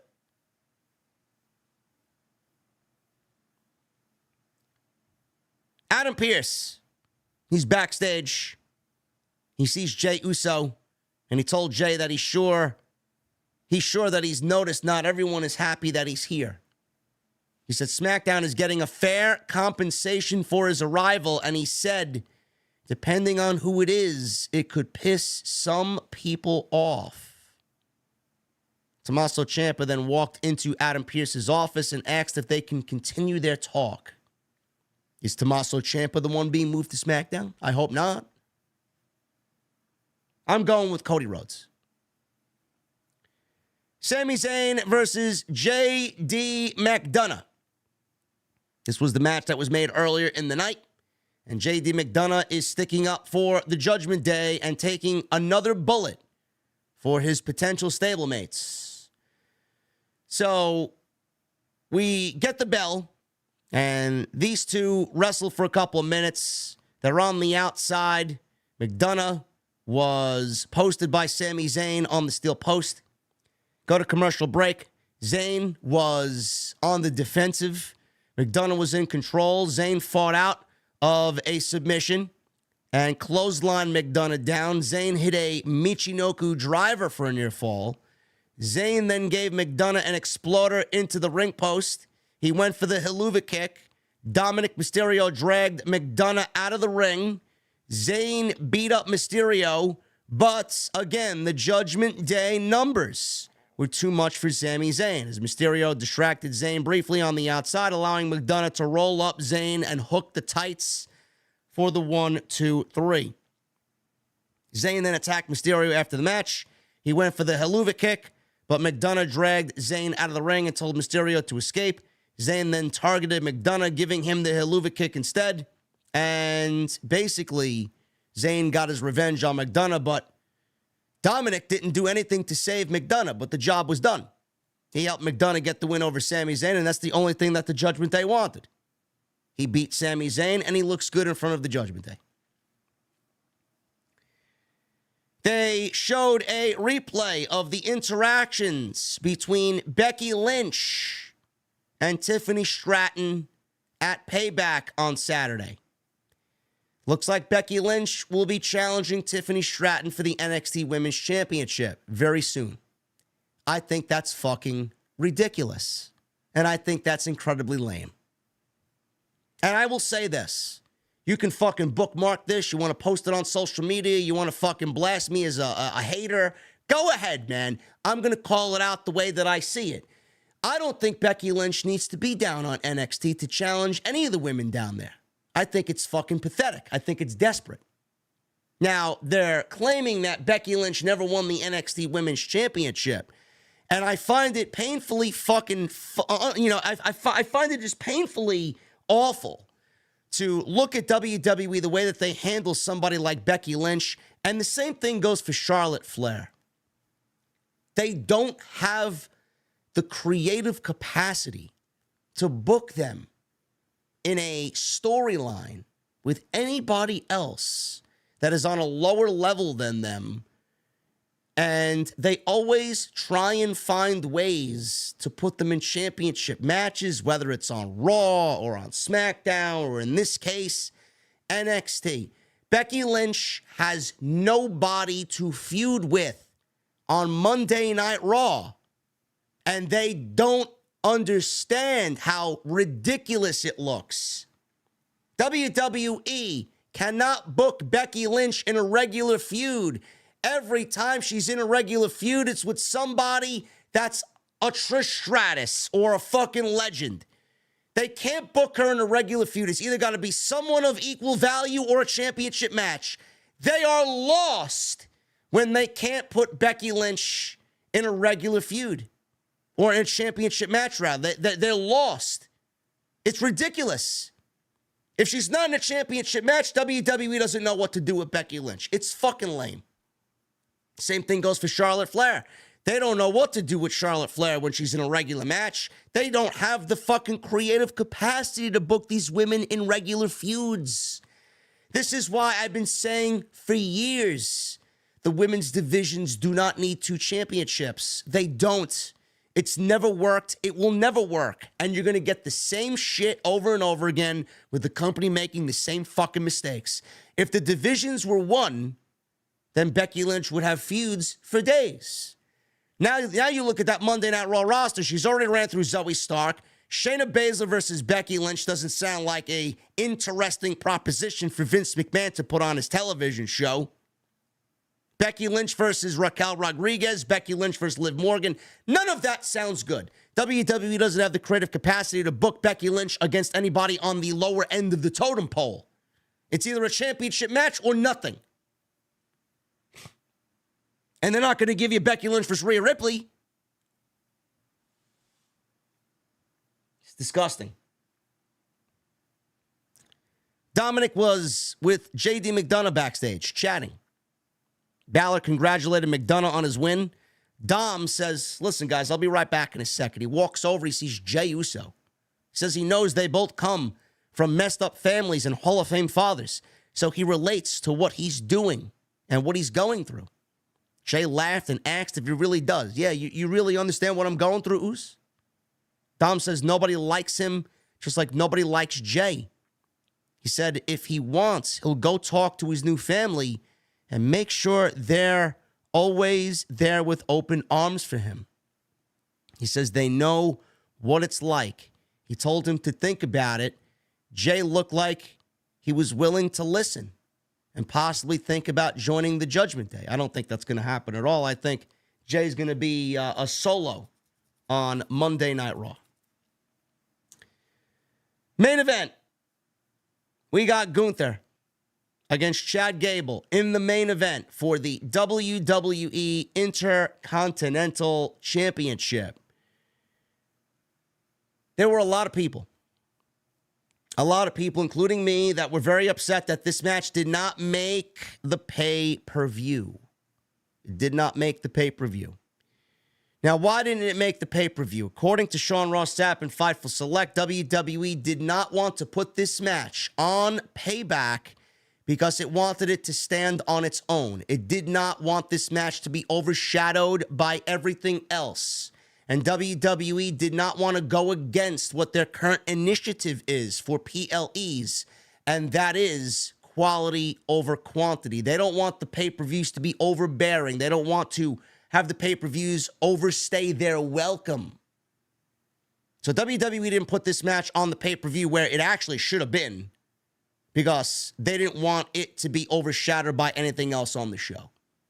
And there were a couple bangers on that show, I'm not going to lie, but I mean, if you're putting Chad Gable and Gunther on Payback, it probably would have been a 7.5, 8 out of 10 instead of a 6.5. It was a decent show.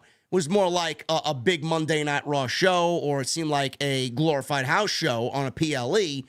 But Chad Gable and Gunther, they would have absolutely been given 20, 25 minutes potentially to go out there and do their thing. That's the platform that they should be on.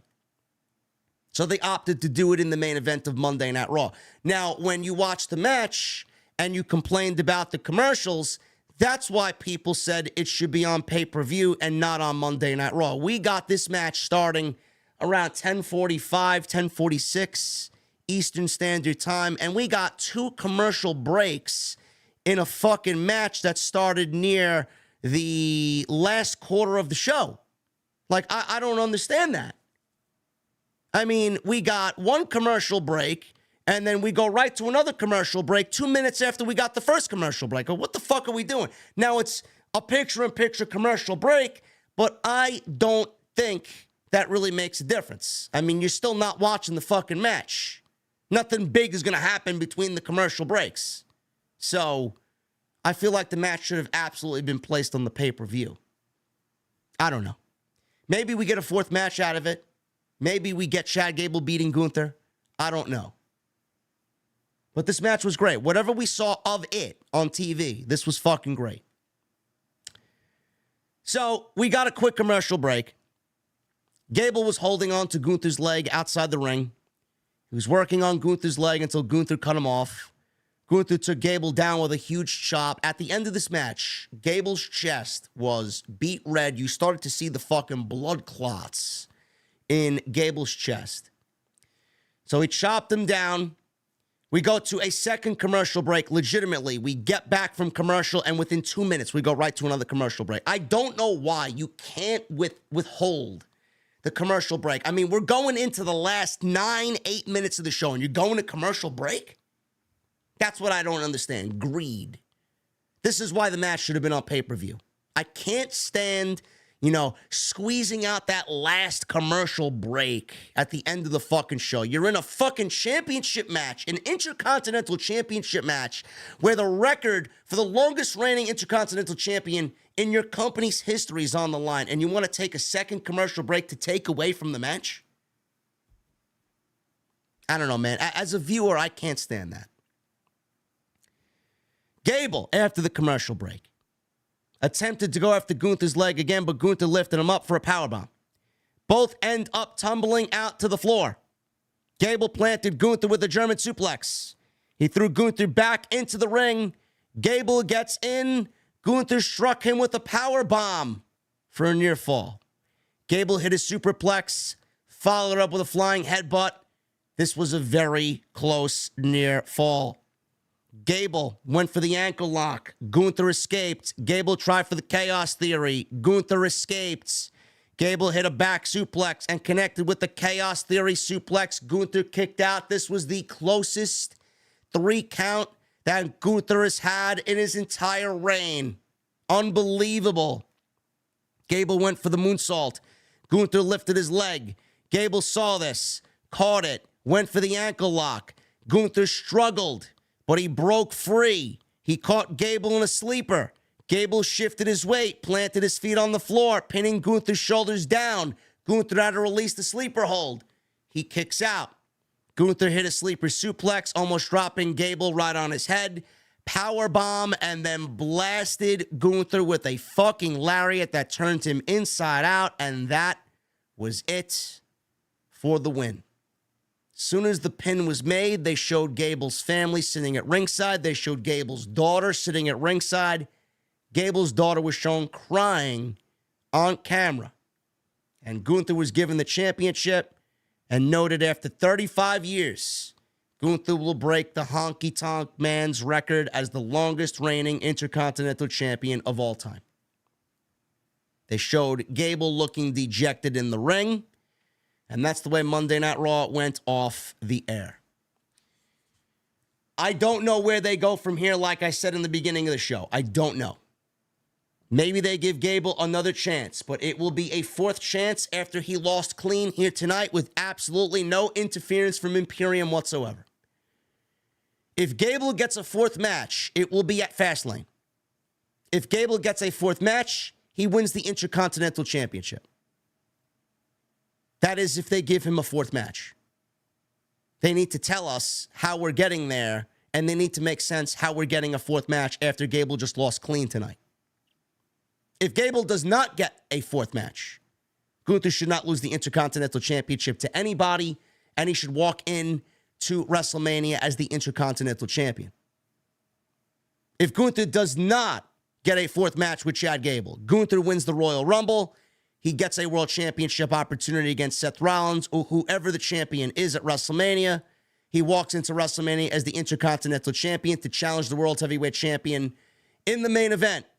And he walks out with both the Intercontinental and World Heavyweight Championships.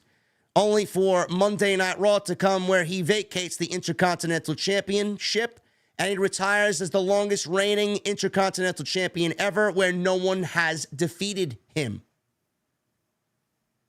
This is what we need to focus on.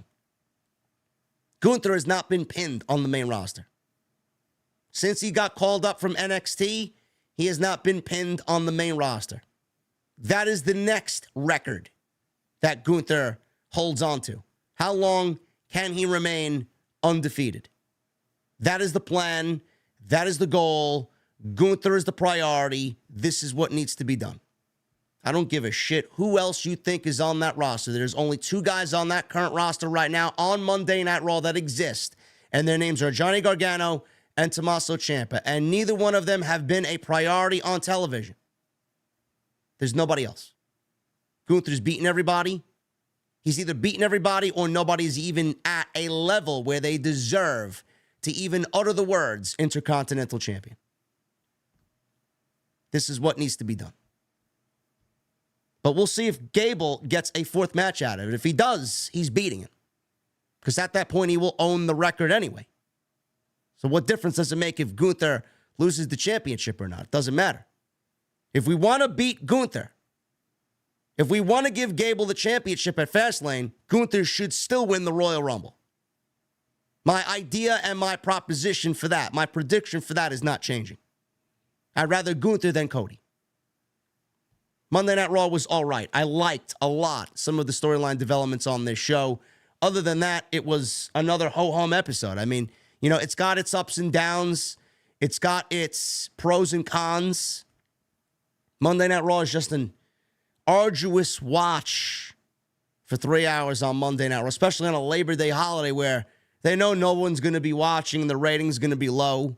That's why they saved Gable and Gunther for this show because they know it was a national holiday and everybody's going to be enjoying their last moments of the summer, and they wanted people to tune in for a big-time championship match. They should have given them more time, and I really want to see them go at it, balls to the wall. I feel like WWE hasn't even given us a fucking quarter of what Gunther and Gable are capable of in the ring. I mean, they work unbelievable together. They're bread and butter in the ring. They're spaghetti and meatball in the ring. I mean, they're just a perfect combo in the ring. Not giving them the platform to tell more of that story and give us a fucking absolute match of the year candidate. I mean, what are we doing? You're shortchanging them, you're shortchanging the IC title, and you're shortchanging the fans. Do better. We'll see what happens with Gable. If it's a fourth match, he's winning the title. If not, Gunther should walk into WrestleMania as the Intercontinental Champion and win the World Heavyweight Championship, as far as I'm concerned. Anyway, guys, I appreciate you joining me on tonight's Monday Night Raw post show. If you enjoyed anything that I have discussed here tonight and you found it enjoyable, I would love if you hit that subscribe button down below, man. We know what we're doing over here. We're one of the top pro wrestling live streams, the top pro wrestling live stream in all the community. Thank you very much for all your support. Follow me on social media at JDfromNY206, Twitter, Instagram, TikTok, and Cameo. Make sure you guys hit that subscribe button down below. Turn on the bell for all notifications. Make sure you guys go check out all the other videos that you might have missed on the channel. I uploaded one today, man. There was some more CM Punk news. I got news on the soft brand split ending.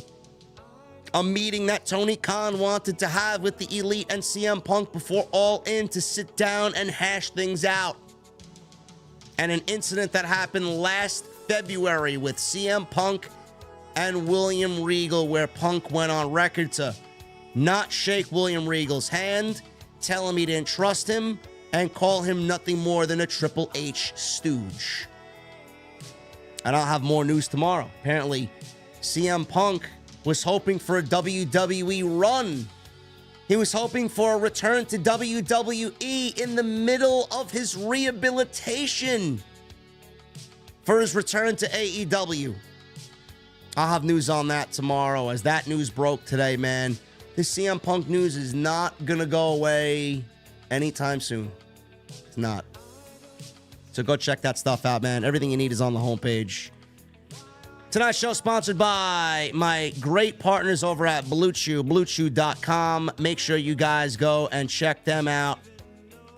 The summer's winding down, guys. It's going to be fall before you know it. It's going to be hoodie weather. It's going to be chilly before you know it. Don't let that deter you, man. Keep that heat going in the bedroom, even into the fall and winter months. I always talk about long-term booking, man. Blue Chew is your way into long-term booking. Blue Chew is a unique online service that provides the same active ingredients as Viagra and Cialis, but they come in chewable tablets and come at a fraction of the cost. You guys can take them anytime, day or night. Plan ahead and be ready whenever that opportunity arises. The process is very simple. You sign up at BlueChew.com, consult with one of their online medical providers, and once you are approved, you're going to receive your prescription within days. No visits to the doctor's office, no visits to the pharmacy, no awkward conversations. Blue Chew's tablets are also made in the USA, prepared and shipped directly to you in a very discreet package. So why not give Blue Chew a try, guys? You want that extra confidence? Blue Chew is going to give you exactly that. Sign up, BlueChew.com, code JD at checkout, get your free sample. All you have to do is pay the $5 shipping and handling. BlueChew.com, code JD. I want to thank them for once again sponsoring the podcast right here on Off the Scripts. Michelle with the $2 super chat. Feels like Fastlane will feature rematches. Certainly looks like it. WWE's not going to give you a lot with these B-level pay-per-views. They're going to keep them short. They're going to keep them sweet. And hopefully they build towards Survivor Series being a major show. Vinny with a $4.99. Cody has been MIA on Raw for 2 weeks. They have absolutely nothing for the biggest babyface in the company. That alone is why he should have beaten Roman.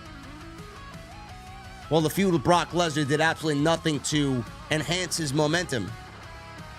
This is why I think Cody's being moved over to SmackDown via the trade, because there is nothing for him on Monday Night Raw. Nothing. Michelle Moran with a $5 super chat. Feels like Cody will be traded to SmackDown soon. And is it me, or does McDonagh Judgment Day feel like Raw's version of Sami and the Bloodline? I could see you thinking that after tonight, but I hope it's not too similar. Krauser with a $2 super chat. The longest reigning IC champ, he deserves it. He may go down as the best Intercontinental Champion of all time. He's just incredible. I love Gunther.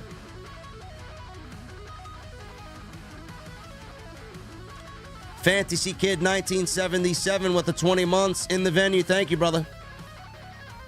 I'll catch the stream tomorrow. I found a place with Grabber Blue Dark Horse.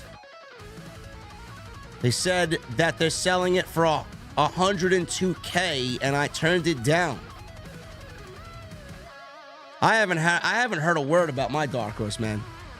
I probably won't get it until next year. Gives me enough time to save some money, man, so we'll figure that out then. Sean Ray J with 13 months. Great to be a part of the OTS family. I thought tonight's show was pretty good. Lots of story advancement and continuity. The show had life coming out of the PLE.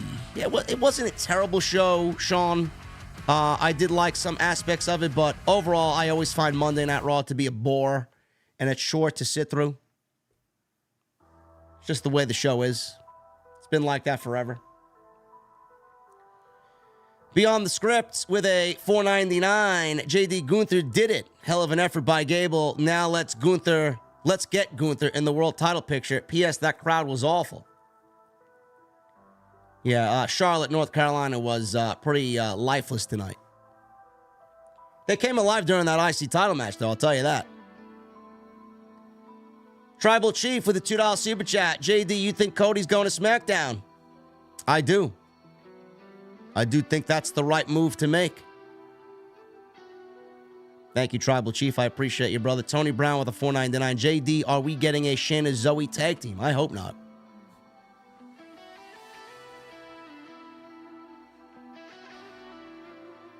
Tribal Chief with the $2 super chat. Got kicked out of a broadcast, JD, because I said OTS. What broadcast did you get kicked out of, brother? Genuinely curious to know who doesn't like the show. I like to keep tabs on people that don't like me.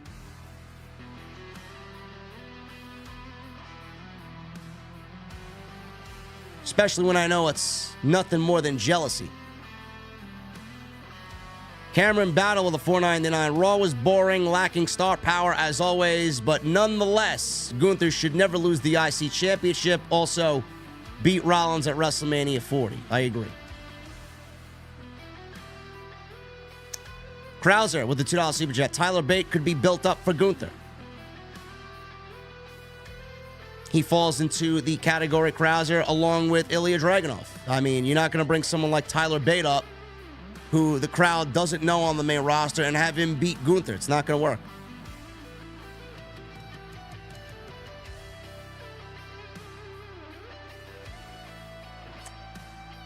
Ango blocked you in his chat because you said OTS?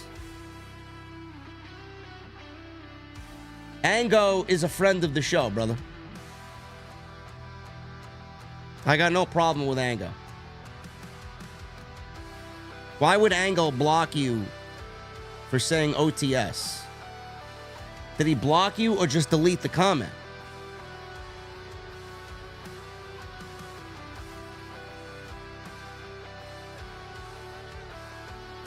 Now, Ango's one of the few people that I will work with in the community, man. Ango's actually helped me out a lot. Anytime I have a question about something, Ango's always in the DMs, always.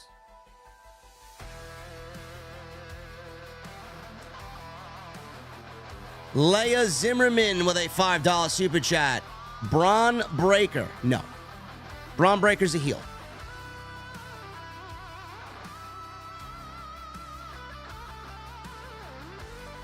Sean Ray J with a $10 super chat. I agree with Gunther holding both titles to end Mania Night 1 only if he relinquishes the IC title. Otherwise, we are in for another situation where the titles are held hostage. Gunther will win the world title and vacate the IC title on the Raw after Mania, setting up a title tournament.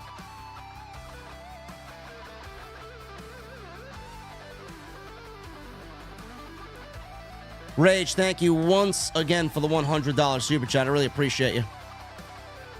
Hopefully you are doing well. Hopefully you are doing very well. And congratulations on 2,700 subs. Ankle Break with a $5 super chat. Is WWE sublimely telling us the CM Punk run in AEW with Jey Uso's story, with no one on the roster wanting him there? Maybe my tinfoil hat is too tight.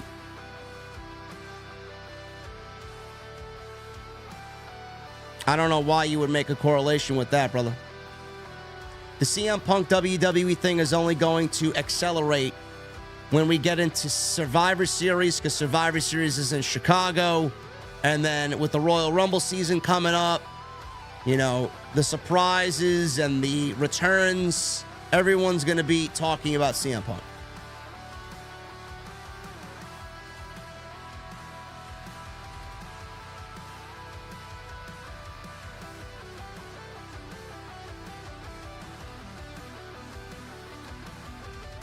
Vinny with a $4.99. I get why Gable had to lose to Gunther, but I feel like WWE fails to capitalize on everyone just to feed them to someone with a 2 to 3 year title reign. Well, the chat is saying that Gable has already stated he's not done with Gunther, so we may be getting a fourth match. We may be getting a fourth match. And I said, if we don't get, I said this very clearly multiple times then, if we don't get a fourth match, Gunther should win the Royal Rumble and go to WrestleMania as the Intercontinental Champion in the main event, challenging Seth Rollins. If we get a fourth match with Gable, Gable should beat Gunther at Fastlane. That is only if we get Gunther and Gable at Fastlane. Will Chisholm with a $5 super chat. I love how Michael Cole said that Cody used to be an EVP and he knows how to get this done when it came to Jey Uso coming to Raw. I did hear that. I'm not going to mark out about comments like that because I'm not a mark. That's just Michael Cole doing his job very well.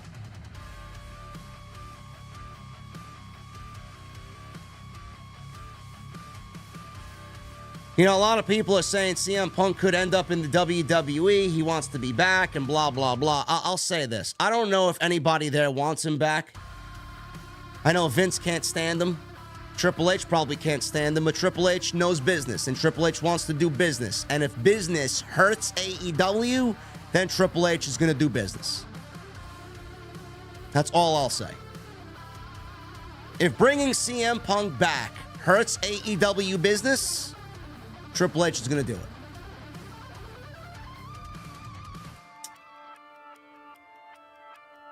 Evan Allen with a $9.99. First ever super chat. Love the videos and live streams. What an IC title match. Thank you, Evan. I appreciate you. Hopefully this is not the first time we see you, brother. And what an IC title match, man. They got so much more left in the tank. You ain't seen nothing yet. And what the fuck are you drinking tonight, brother, for becoming a new member? Thank you. Cameron Battle with a $4.99. The only way I'm expecting Gunther dropping the title to Chad is for Chad Gable to put his career on the line. Well, then that just makes it way too predictable.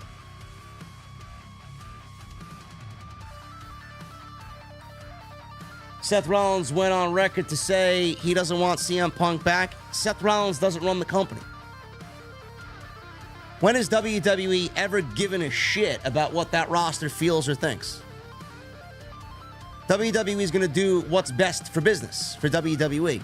And by the time Punk is even discussed about a potential return, WWE is going to be sold to Endeavor. The company's not going to be in the hands of the McMahon family anymore.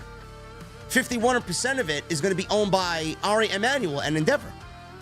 So if Endeavor wants CM Punk in the WWE, then Endeavor is going to get CM Punk in the WWE. It's not up to Vince McMahon anymore. That's something you guys seem to be overlooking. Endeavor's paying the bills. The McMahons are not. If they want to pay Punk, if they want Punk in the WWE, then Punk will be in the WWE. I mean, for Christ's sakes, they allowed Vince McMahon to stay on. With all the problems that Vince McMahon gave the company, Vince McMahon is still there. Ari Emanuel says he wouldn't have brokered the deal if Vince wasn't a part of it. You think they're going to let CM Punk and a couple of pussies in the locker room who don't like CM Punk be a problem? Yeah, fucking break.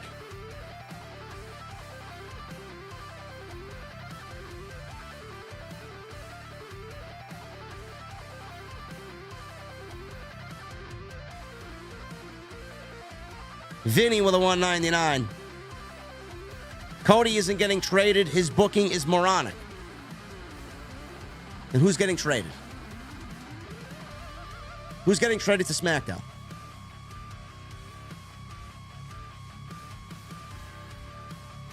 Phil with a 499. Run it back. I need Gunther vs. Gable in a 30-minute Iron Man match at Fastlane. Crazy Man event. Gunther needs to win the Rumble and win the world title. Well, he's going to win the world title. I mean, that's just an inevitability.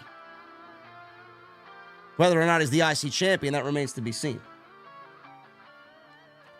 Matt C with a 499. I turned 21 today. Keep doing your thing, JD and OTS family. Thank you, Matt, and happy fucking birthday, brother. You are now officially old enough to have an adult cold beverage. So I'm going to ask you for your 21st birthday, brother, what the fuck are you drinking? Will Chisholm with a $5 super chat. Thank you, Will Chisholm. Vince has his guy with Roman. Triple H has his guy in Gunther. The ace of WWE. That is a good assumption there. Will Chisholm. Tiggs with a 199 and a 199. Tig says, JD, you've been bringing me so much enjoyment. Tiggs, you guys bring me so much enjoyment. I wouldn't be here if I didn't have one of the best fan bases in the community, man. You guys show up big every single night, every single time we do this thing. Appreciate you guys very much, man. Hopefully you enjoyed the show tonight. Hopefully you got some substance out of it. Hopefully I made some sense about some of the happenings on Monday Night Raw. But right now, I'm getting some rest, man. I'm sleeping till fucking 11 o'clock tomorrow, man. I gotta kick this flu or whatever the fuck I had, man. My voice is shot. My body's aching. I got fucking shit coming out of my nose every other minute. Trying to beat this thing, man. I want to be right for you guys going into the weekend. Hopefully you enjoyed the show. I appreciate you guys very much for stopping by tonight. One of the last times this year, man, you're going to be seeing the beer garden for the season as the winter and fall months come, as the fall begins to come and those hoodies start coming out of the closets and the leaves start falling off the trees, man. You'll be seeing less of the beer garden for sure. But I appreciate you guys tuning in tonight. We got another super chat here. We got Phil with a $9.99. I was to thank you for always being there for us when we needed you the most. I've been going through some things lately, and this show and community always lifts me up. Phil, I appreciate that, brother. You guys are there for me, just like you say I am for you. Guys, tomorrow night, TNT episode 12, Andrew Baydala and myself are gonna be raging and ranting about CM Punk. It's the first time Drew and I are gonna be talking about the termination. It's gonna be great, man. Make sure you guys tune in. It's gonna be one hell of a show. Make sure you guys tune in to TNT tomorrow night, 8:30. Go check out all the other content on the channel, plenty of it. Follow me on social media at JDfromNY206. Twitter, Instagram, TikTok, Cameo.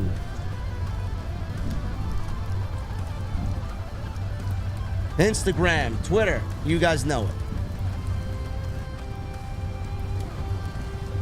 Thank you for the super chats. Hit that thumbs up. Let's try for 1,000 likes on today's video. Let me know what you think of Gunther winning the Intercontinental Championship, or retaining, I should say, retaining the championship tonight and breaking the record down in the comments. And I will see you all tomorrow night live for TNT right here on Off the Script. I'll see you guys later.